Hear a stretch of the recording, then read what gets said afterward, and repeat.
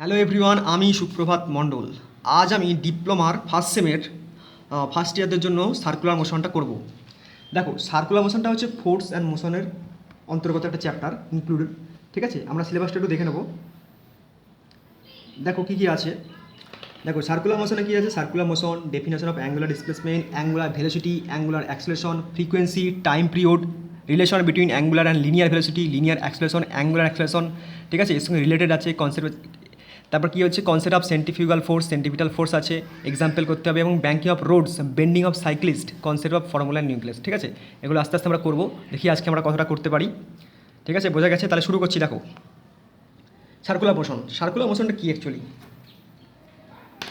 ধরো একটা পার্টিকেল বা কোণা, একটা বিন্দুকে কেন্দ্র, এটা একটা পার্টিকেল, একটা কোণা একটা বিন্দুকে কেন্দ্র করে ঘুরছে। বিন্দু মানে কোনটা? এখানে এটা হচ্ছে পয়েন্ট বা বিন্দু, একে কেন্দ্র করে এই পার্টিকেলটা ঘুরছে। ধরো এইদিকে ঘুরছে, কন্টিনিউয়াসলি ঘুরতে থাকছে। ঠিক আছে, এই যে বৃত্তাকার পথে ঘুরছে বা সার্কেলে ঘুরছে, এই যে সার্কেলে ঘুরছে বা বৃত্তাকার পথে ঘুরছে, ঠিক আছে, এই যে ঘোরাটা কি? ঠিক আছে, কি বলছি আমরা? বৃত্তীয় গতি বা সার্কুলার মোশন। বৃত্তীয় গতি বা সার্কুলার মোশন কী বলছি আবার? একটা বৃত্তকে কেন্দ্র করে, এটা বৃত্ত, এর নিশ্চয় একটা ব্যাসার্ধ থাকবে আর। তো একটা বৃত্তকে কেন্দ্র করে বা একটা বিন্দুকে কেন্দ্র করে, এই বিন্দুটাকে কেন্দ্র করে একটা বৃত্তাকার পথে ঘুরছে কি? এই পার্টিকেলটা ঘুরছে। তো এই পার্টিকেলটার ভর ধরো এম, এই পার্টিকেলটা ঘুরছে, এই যে সার্কুলার পথে ঘুরছে, এটা কি বলে? সার্কুলার মোশন বা রোটেশনাল মোশন, বা কি বললাম? রোটেশনাল মোশন, সার্কুলার মোশন বা রোটেশনাল মোশন। ঠিক আছে, তাহলে দেখো, ধরো আবার বলছি, এইটা ধরো আমার সার্কেলটা মোটামুটি, এটা পয়েন্ট, এটাকে কেন্দ্র করে ঘুরছে কি? এম ঘুরছে। ঠিক আছে, এই যে ঘুরছে, ঠিক আছে, এই যে ঘুরছে, এর সোজাসুজি ধরো এটা একটা তলের ওপর আছে মোটামুটি, এর সোজাসুজি এই যে সার্কেল দিয়ে, মানে সেন্টার দিয়ে একটা আমরা যদি লম্ব অঙ্কন করি, ধরো এরকম, এইটা একটা গোল আছে সার্কেল, তার সঙ্গে যদি এরকম একটা লম্ব অঙ্কন করি এরকম খাড়াভাবে, ঠিক আছে, তাহলে সেটা কি? সেটা হচ্ছে কি? Axis of rotation. সেটা কোনখান দিয়ে যাচ্ছে? এই সেন্টার দিয়ে পাস করছে, এই সেন্টার দিয়ে পাস করছে, এবং এই পয়েন্টটার মধ্যে দিয়ে পাস করছে, যে বিন্দুটা সেটার মধ্যে পাস করছে, এটা সেন্টার ধরো ও, এই পয়েন্টটার মধ্যে পাস করছে এবং সেন্টারের মধ্যে দিয়ে পাস করছে। এবং কীভাবে পাস করছে? লম্ব হবে, অবিলম্ব হবে, এরকম লম্ব হবে। ঠিক আছে, দেখো এরকমভাবে অবিলম্বভাবে পাস করছে। ঠিক আছে, তাহলে এই যে রোটেশন, এই যে এটা কী বলছি? তাহলে আমরা অ্যাক্সিস অফ রোটেশন বা ঘূর্ণন অক্ষ, অ্যাক্সিস অফ রোটেশন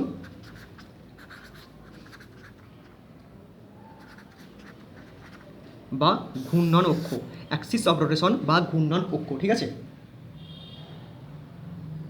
এবার যে ধরো এই যে বৃত্তটা আছে, এই যে বস্তুটা, এই বৃত্তটাকে বা এই পয়েন্টটাকে কেন্দ্র করে ঘুরছে, এই বৃত্তটার পথে ঘুরছে, এটা তো একটা তলের ওপর আছে, এটা ধরো এরকম একটা তলের ওপর আছে। এই তলটা তাহলে কি? এই তলটা হচ্ছে প্লেন অফ রোটেশন বা সমতল ধরতে পারি আমরা। এই তলটা কি? এই তলটা কি? প্লেন অফ রোটেশন বা সমতল। যদি আমরা লিখতে পারি এটা প্লেন অফ রোটেশন, বা যে বাংলায় লিখতে পারি, বাংলায় লেখার দরকার নেই, প্লেন অফ রোটেশন বা সমতল, এই তলটা। ঠিক আছে, এই তাহলে এইটা কি হলো? বৃত্ত, এইটা হলো পয়েন্ট বা সেন্টার, এটা হলো এম ঘুরছে, আর কি তলের উপর আছে? এই তলটার উপর আছে, এবং এই যে পাস করছে সেন্টার দিয়ে, এটা হচ্ছে Axis of rotation, Axis of, এই যে অ্যাক্সিস অফ রোটেশন। ঠিক আছে, মোটামুটি বোঝা গেল। এবার দেখো, এবার আমরা কী করব? ঠিক আছে, এবার আমরা যেটা করব সেটা হচ্ছে, এর তো বললাম একটা ব্যাসার্ধ আছে, এই যে ব্যাসার্ধ, এখানে পর্যন্ত একটা ব্যাসার্ধ, এই ব্যাসার্ধটা আর, এই ব্যাসার্ধটার নাম কি? এই ব্যাসার্ধটার নাম রাখবে ব্যাসার্ধ ভেক্টর বা দূরক ভেক্টর। এটা কি নাম কি বললাম? আরটার নাম কি বললাম? ব্যাসার্ধ ভেক্টর বা দূরক ভেক্টর বা রেডিয়াস ভেক্টর, রেডিয়াস ভেক্টর, এটার নাম কি তাহলে? এই আরটার নাম কি তাহলে? দূরক ভেক্টর বা ব্যাসার্ধ ভেক্টর বা রেডিয়াস ভেক্টর। ঠিক আছে, বোঝা গেছে? দেখো আবার করছি, দেখো এইটা আমরা বারবার করছি কারণ এটা দিয়ে বারবার আমরা বোঝাবো। এই যে বস্তু কোণটা এম ভরে, বস্তু কোণটা এইটাকে সেন্টার করে ঘুরছে, আর ব্যাসার্ধের বৃত্তাকার পথে ঘুরছে। ঠিক আছে, এটা ধরো নাম হচ্ছে ও, এখানে বস্তুটা আছে পি। ঠিক আছে, কিন্তু ধরো বস্তুটা একসময় এখানে চলে গেলো, বস্তুটা একসময় এখানে চলে গেলো, কতটা গেলো? ধরো θ1 কোণ গেল, θ1 কোণ গেল, এই θ1 কোণ গেলো, এখানটা জায়গাটার নাম মনে করো এ, এই জায়গাটার নাম কি বললাম? এ।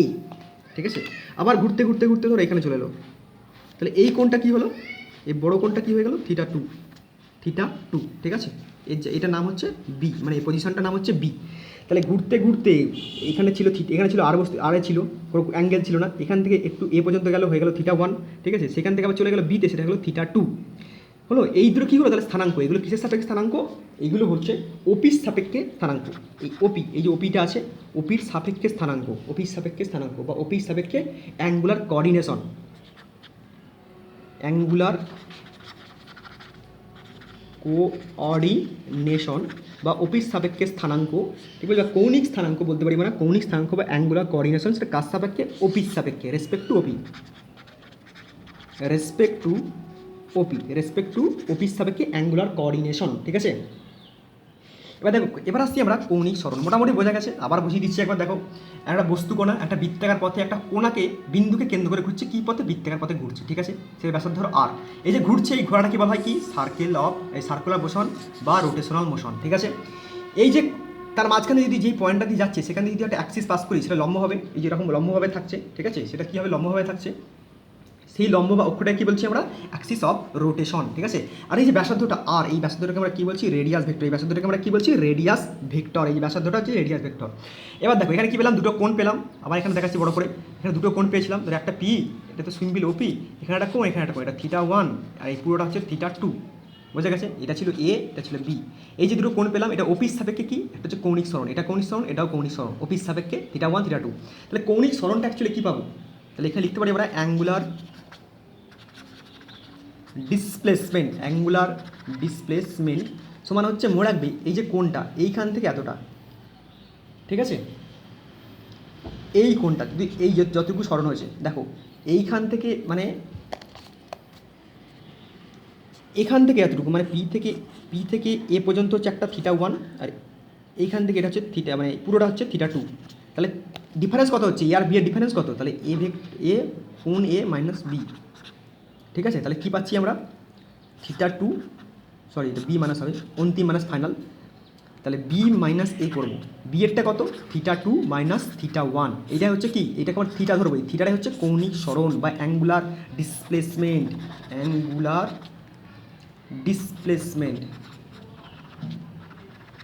Angular displacement. এই যে থিটাটা কি? এই যে ডিস্ট্যান্সটা মানে এ আর বি এর ডিস্ট্যান্স, এ আর বি এর ডিস্ট্যান্সটা কি বলছি আমরা? অ্যাঙ্গুলার ডিসপ্লেসমেন্ট, যেটা কি theta is equal to θ2 minus θ1, ঠিক আছে। হলো, বোঝা গেছে। এবার দেখো, এবার যেটা আমরা করবো, এই যে কৌণিক কী পেলাম? এটা আমরা কৌণিক সরণ বা অ্যাঙ্গুলার ডিসপ্লেসমেন্ট, এটার একক কী, মানে এটা কীভাবে লিখবো? এটা হচ্ছে কি? দুটো কোণের অনুপাত। এটা কী জানছি আমরা? দুটো কোণের অনুপাত, বা আমরা কী বলতে পারি? আচ্ছা, এখানে শুধু আমরা লিখতে পারি অ্যাঙ্গুলার ডিসপ্লেসমেন্টকে কী দিয়ে আমরা লিখি? থিটা দিয়ে। থিটা কী? তাহলে কোণ। একক কী হতে পারে? র্যাড হতে পারে। ইউনিট কী হতে পারে? র্যাড। মনে রাখবে এটা হচ্ছে ডাইমেনশন লেস। এটা কি? পয়েন্ট করে লিখে রাখবে। 1 নম্বর হচ্ছে ডাইমেনশন লেস। কিসের? কোনটা? Angular displacement, angular displacement. Angular displacement কি? Dimensionless. কিন্তু এর ইউনিট আছে, ডাইমেনশন মানে মাত্রা, কিন্তু ইউনিট একক তো থাকবে কিছু একটা। তো মনে রাখবে 1 ডিগ্রি, এটা কোন যেহেতু ডিগ্রিতে প্রকাশ করবে, 1 ডিগ্রি সমান π/180 রেডিয়ান বা র্যাড, ঠিক আছে। 180 π/রেডিয়ান বা 1 র্যাড সমান বলতে পারি কত? 1 র্যাড সমান হচ্ছে 57.29 ডিগ্রি, বোঝা গেছে। যখন ডিগ্রি দিয়ে প্রকাশ করলাম তখন π/180 ডিগ্রি, যখন র্যাড দিয়ে প্রকাশ করলাম বা রেডিয়ান দিয়ে প্রকাশ করলাম তখন হচ্ছে 57.29 ডিগ্রি, ঠিক আছে, বোঝা গেছে। 57.29 ডিগ্রি, 1 র্যাড সমান 57.29 ডিগ্রি, ঠিক আছে। হলো, এবার তাহলে আমরা কী করতে পারি? দেখো এবার আমরা কৌণিক বেগে চলে যাবো। কি কৌণিক বেগ? আমরা জানি কি বেগ সমান কি জানি? আর বাংলায় লিখছি এটা বেগ বা ভেলোসিটি, যেটা বা ইংরেজিতে লিখি ভেলোসিটি। ভেলোসিটি সমান ভি সমান কী লিখতে পারি আমরা? ভেলোসিটি সমান হচ্ছে s/t, তাই না, মানে সরণ বাই সময়। এখানেও সেম কেস, এখানে কী বলছে? সময়ের সাপেক্ষে যে কোণাটা ঘুরছিল, ঠিক আছে, এখানে ছিল একবার, এখানে একবার। তো সময়ের সাপেক্ষে এর বেগ পরিবর্তনের হারকে, সময়ের সাপেক্ষে সময়ের সাপেক্ষে এর সরণের হারকে বা কৌণিক সরণের হারকে কী বলছি আমরা? কৌণিক সরণ বা কৌণিক বেগ, ঠিক আছে। কৌণিক সরণের হারের পরিবর্তনকে সময়ের সাপেক্ষে বলছি কি? কৌণিক বেগ, ঠিক আছে। সেটাকে আমরা কী দিয়ে লিখতে পারি? সেটাকে আমরা ওমেগা দিয়ে লিখবো। কৌণিক, এখানে লিখি আমরা হেডিং দিয়ে, এখানে আমরা যে অ্যাঙ্গুলার ভেলোসিটি, অ্যাঙ্গুলার ভেলোসিটি কী লিখছি? ওমেগা দিয়ে কী লিখবো বললাম? কৌণিক সরণ বাই কৌণিক বেগ বা অ্যাঙ্গুলার ডিসপ্লেসমেন্ট বাই কি? টাইম, তাহলে অ্যাঙ্গুলার ডিসপ্লেস তো পেলাম একটু আগে, এই যে অ্যাঙ্গুলার ডিসপ্লেসমেন্ট আমরা এখানে কী পেয়েছি, অ্যাঙ্গুলার ডিসপ্লেসমেন্ট এই যে র্যাড বা থিটা, সেটা আমরা লিখতে পারি। তাহলে কী লিখবো, omega is equal to, omega এটা ডব্লিউ নয় কিন্তু, omega, omega is equal to theta, আর টাইম মানে T, omega is equal to theta by T. ঠিক আছে। আর যদি ইনস্ট্যান্টেনিয়াস বা তাৎক্ষণিক বেগ মানে তাৎক্ষণিক কৌণিক সরণ বা কৌণিক বেগটা কীভাবে লিখি, তাৎক্ষণিক মানে কোনো একটা নির্দিষ্ট কোনো একটা ক্ষুদ্র সময়, ধরো তুমি গাড়ি চালাচ্ছ 80-তে, হঠাৎ করে তুমি বাড়ি দিলে 100 কিমি/আওয়ার, চলে গেলে 100, হঠাৎ করে স্পিডটা বাড়িয়ে দিলে খুবই কম সময়ে, এটা কি 0 থেকে মানে 1 সেকেন্ডেরও কম সময়, তাহলে কি সেটা কেমনভাবে লিখবো আমরা, যে তাৎক্ষণিক omega is equal to limit del t tends to 0, মানে খুবই 1 সেকেন্ডও কম, 0 খুবই কাছে, 0 নয় 0 খুবই কাছে, limit del t tends to 0 d theta del theta by del t বা ডি থিটা বাই ডিটি। ঠিক আছে, এটা হচ্ছে ইনস্ট্যান্টেনিয়াস ভেলোসিটি। ঠিক আছে, তো এর ইউনিট কী হবে, ওমেগা সমান কী পেয়েছি, ওমেগা সমান থিটা বাই টি, থিটা তো কিছু হয় না, কোণের কিছু হয় না, সেটা একই হয়, আর টি মানে তো টি, তাহলে কী পেলাম, টিটা যদি উপরে উঠে যায় কী হবে, T to the power minus, তাহলে omega is equal to T to the power -1 বা টি ইনভার্স। ঠিক আছে, বোঝা গেছে। এবার যদি পর্যায়কাল বা টাইম পিরিয়ড করি, পর্যায়কাল বা টাইম পিরিয়ড, মনে রাখবে একটি বৃত্তাকার পথ একবার ঘুরে আসতে 1 টার্ন, যত সময় লাগছে, যত টাইম লাগছে, একটি বৃত্তাকার পথ একবার ঘুরতে যত সময় লাগছে সেটা কি বলেছে, তার টাইম পিরিয়ড। তাহলে টাইম পিরিয়ড আমার ওমেগা সমান কি থিটা বাই টি, তাহলে টি সমান কি থিটা বাই ওমেগা, থিটা সমান কি theta by omega.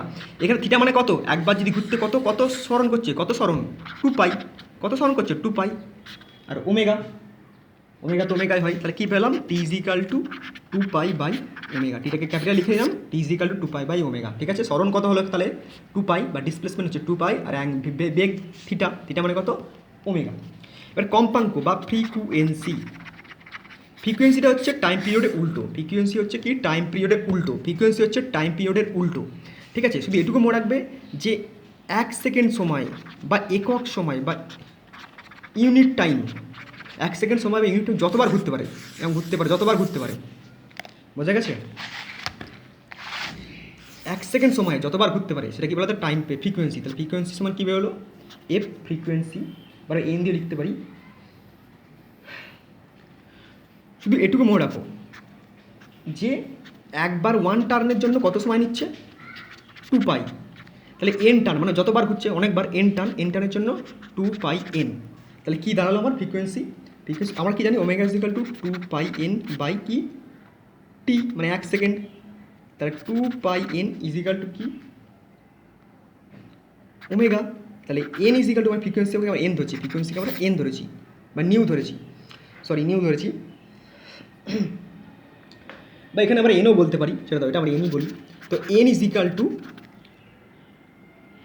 Omega by 2 pi, তাহলে ফ্রিকোয়েন্সি আমার কী বেরোলো, n is equal to omega by 2 pi. আবার এখানটা লিখছি frequency n is equal to omega by 2 pi. শুধু এইটুকু মনে রাখবে, এর ইউনিট হচ্ছে এর উল্টো, ইউনিট হচ্ছে টাইমের ইউনিট হচ্ছে কি সেকেন্ড, টাইম পিরিয়ডের ইউনিট হচ্ছে সেকেন্ড বা টি, কিন্তু ফ্রিকোয়েন্সি উল্টো হচ্ছে তার উল্টো, টি ইনভার্স। এইটুকু শুধু মনে রাখবে, টি ইনভার্স, ফ্রিকোয়েন্সির ইউনিট হচ্ছে টাইম ইনভার্স। বোঝা গেছে, এটা হয়ে গেল তাহলে কি আমার ফ্রিকোয়েন্সি।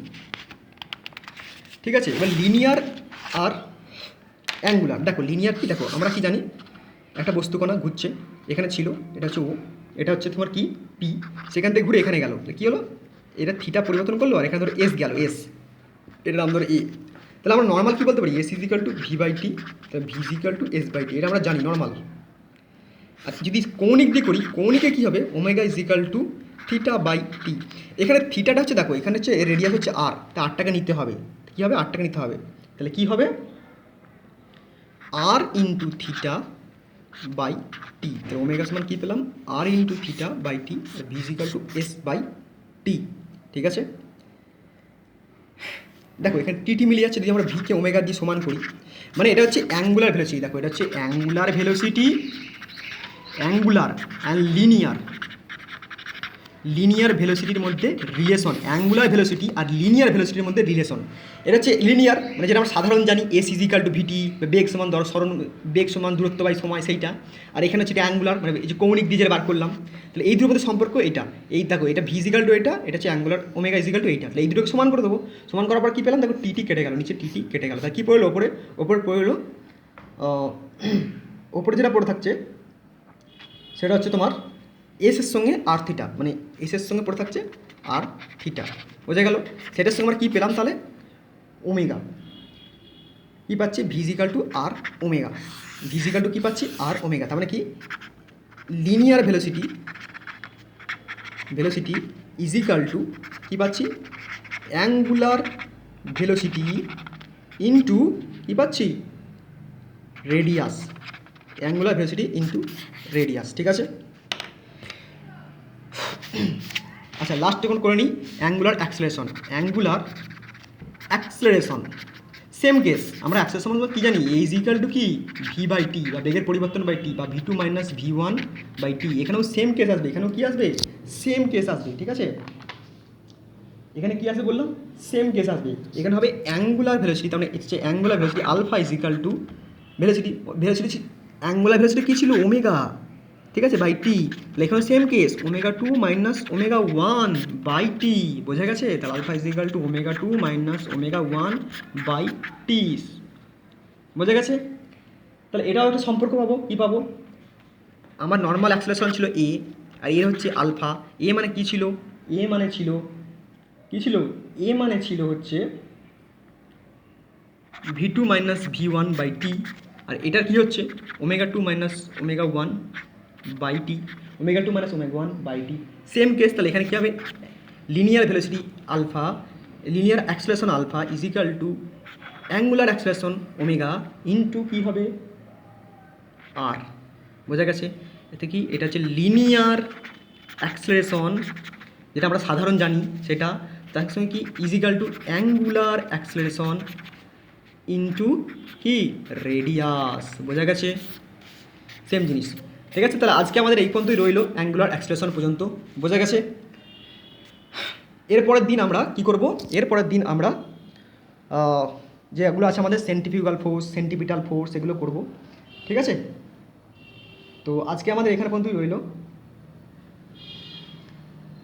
শুধু এটা ইউনিটটা জেনে নাও, এর ইউনিট হচ্ছে অ্যাঙ্গুলার, তোমার হচ্ছে অ্যাঙ্গুলার, এটা ছিল অ্যাঙ্গুলার ভেলোসিটি, অ্যাঙ্গুলার ভেলোসিটির ইউনিট হচ্ছে টি ইনভার্স, ঠিক আছে। অ্যাঙ্গুলার ভেলোসিটির ইউনিট হচ্ছে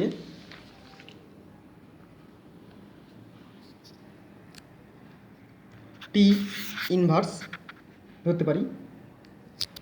আর এখানে হচ্ছে অ্যাঙ্গুলার অ্যাক্সেলারেশনের ইউনিট হচ্ছে, আমরা কি জানতাম যে A V is equal to L T to the power minus one, এটা আমরা জানতাম। এখানে শুধু টি ইনভার্স করছি, শুধু ওয়ানটাকে নিচ্ছি। আর এটার ক্ষেত্রে কী জানতাম, L T to the power minus two, মানে ত্বরণের ক্ষেত্রে জানতাম L T to the power minus two. এখানে কি নিচ্ছি, শুধু minus T to the power minus two, এটাকে নিচ্ছি, বোঝা গেছে। এটা হচ্ছে টি ইনভার্স, এটা T to the power minus one, এটা হচ্ছে T to the power minus two, এটা হচ্ছে T to the power minus one, এটা হচ্ছে T to the power minus two, ঠিক আছে, বোঝা গেছে। ঠিক আছে, এখানে পর্যন্ত রইলো। যাদের যাদের নোট দরকার তারা আমার সঙ্গে হোয়াটসঅ্যাপ নাম্বারে কন্ট্যাক্ট করতে পারো, তারা নোট পেয়ে যাবে ভালো। আর যাদের দরকার নেই তারা এগুলো করতে পারো ক্লাস, ঠিক আছে। নেক্সট দিন আমরা কী করবো, সেন্ট্রিফিউগাল ফোর্স, ঠিক আছে। নেক্সট দিন আমরা দেখো, নেক্সট দিন তাহলে আমরা কী করবো, নেক্সট দিন আমাদের বাকি রইলো, দেখো এখানে পর্যন্ত চলে এসেছে আমাদের লিনিয়ার অ্যাঙ্গুলার অ্যাক্সেলারেশন রিলেশন পেয়ে গেছি। পরের দিন বাকি রইলো সেন্টিপিটাল অ্যান্ড সেন্ট্রিফিউগাল ফোর্স এক্সাম্পল, আর হচ্ছে ব্যাঙ্কিং অফ রোড বা সাইক্লিস্ট, এইটুকু বাকি রইলো, দু একটা নিউমেরিক্যাল বাকি রইলো, ঠিক আছে। মোটামুটি এটা সবারই পরীক্ষা হবে, ঠিক আছে। তারপর যদি সময় থাকে আরও আমরা করিয়ে দেবো, ঠিক আছে। থ্যাংক ইউ, ভালো লাগলে লাইক, কমেন্ট অ্যান্ড শেয়ার করে দিও।